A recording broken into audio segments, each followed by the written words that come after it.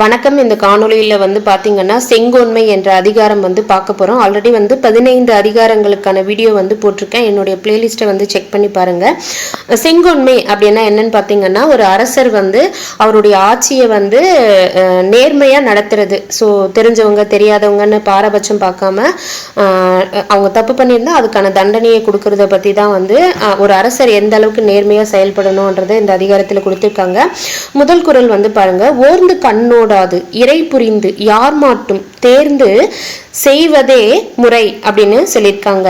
அதாவது ஓர்ந்து அண்ணா குற்றத்தை நாடி, ஸோ இப்போ ஒருத்தர் தப்பு பண்ணிட்டாங்கன்னா அந்த குற்றம் என்னன்னு நாடி, கண்ணோடாது இறை புரிந்து யார் மாட்டும், கண்ணோடாதன்னா பாரபட்சம் இல்லாம யாரா இருந்தாலும் தெரிஞ்சவங்க தெரியாதவங்க சொந்தக்காரங்க நண்பர் அப்படின்னு யார்கிட்டையும் பாரபட்சம் பார்க்காம இறை புரிந்துன்னா நடுநிலைமையோட யார் மாட்டும், இங்க யார் மாட்டோம்னா யாரா இருந்தாலும் நீ நடுநிலைமையோட இருக்கணும்னு சொல்றாங்க.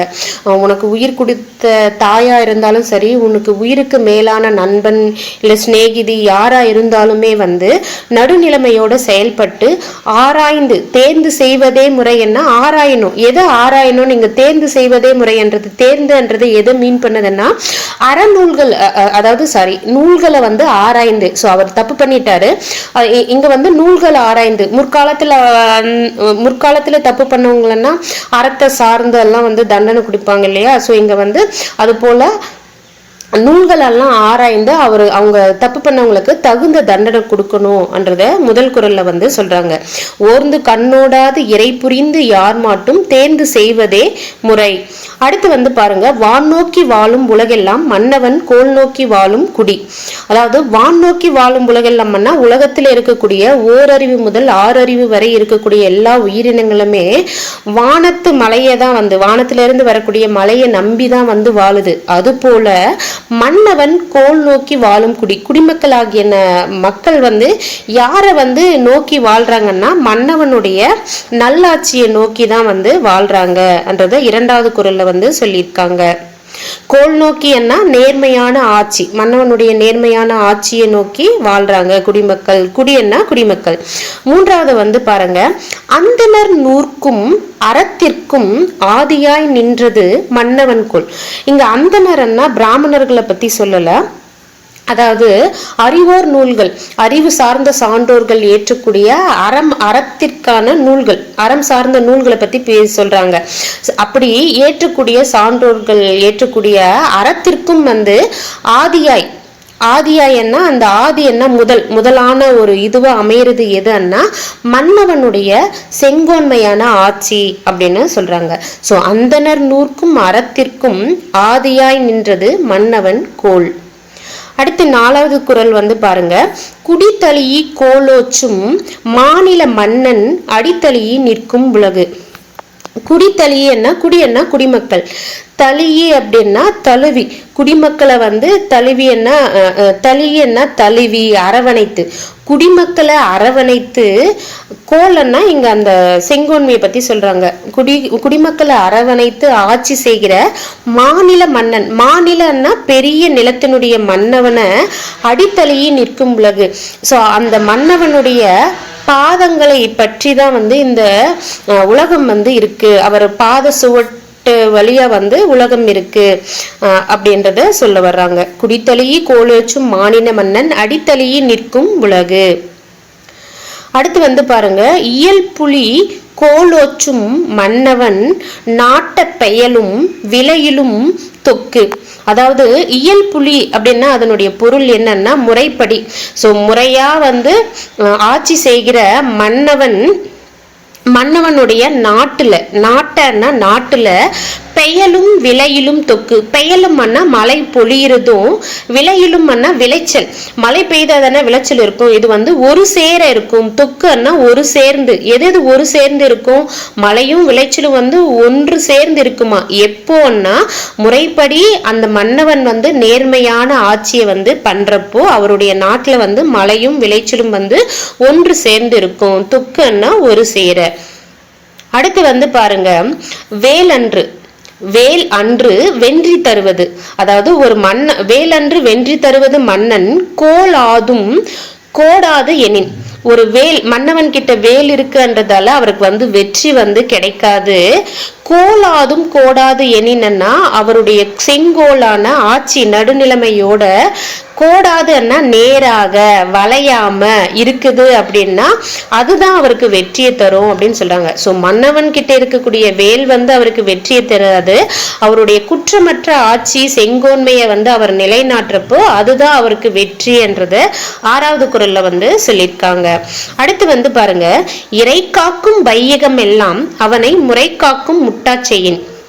அதாவது அரசர் வந்து வையகத்தெல்லாம் காக்குறாரு, இறை காக்கும்னா அரசர் வந்து காக்குறாரு, எது வையகமெல்லாம் காக்குறாரு.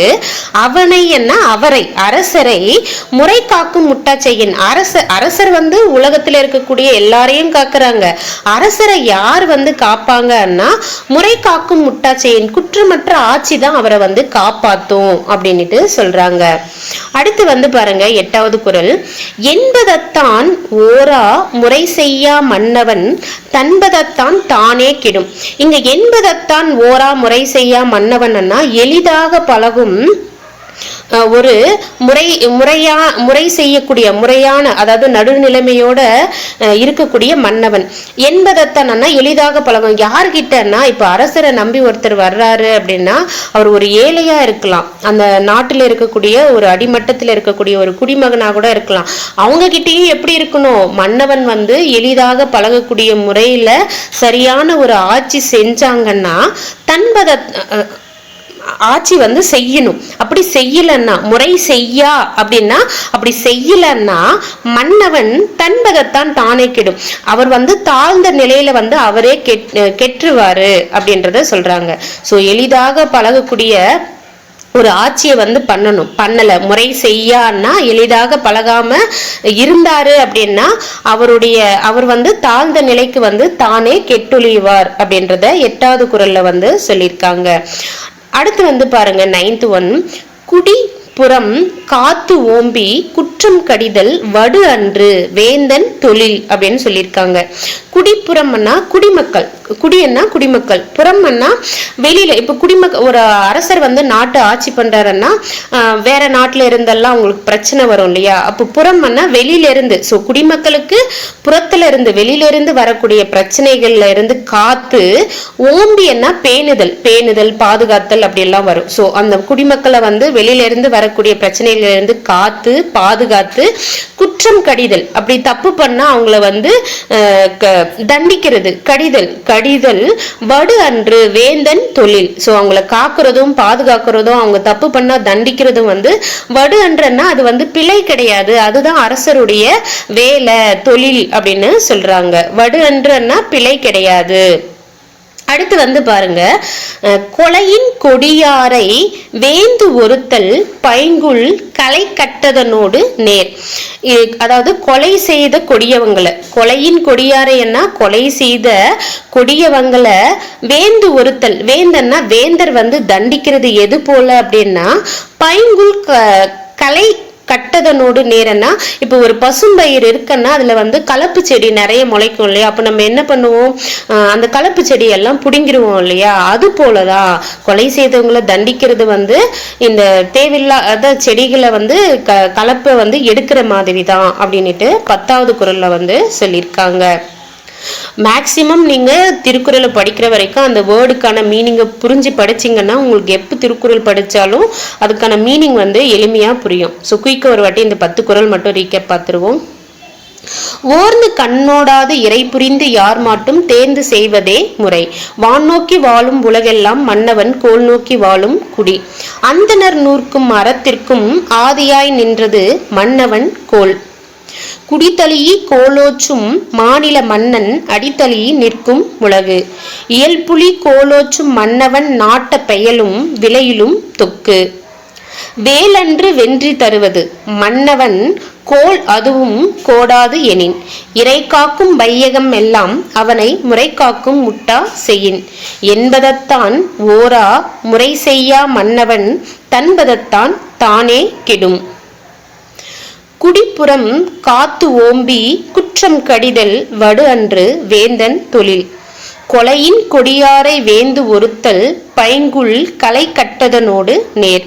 இந்த 8வது குறள்ல என்பதத்தான் ஓரா அப்படின்னு இருக்கு இல்லைங்களா, அந்த ஓரான்னா ஒரு அப்படின்ற பொருள் வந்து வரும். எளிதாக பழகக்கூடிய ஒரு முறை செய்யாத மன்னவன் வந்து தாழ்ந்த நிலையில அவரே கெட்டொழிவாரு. சோ ஓரான்னா ஒரு அப்படின்றது பொருள் வரும். அந்த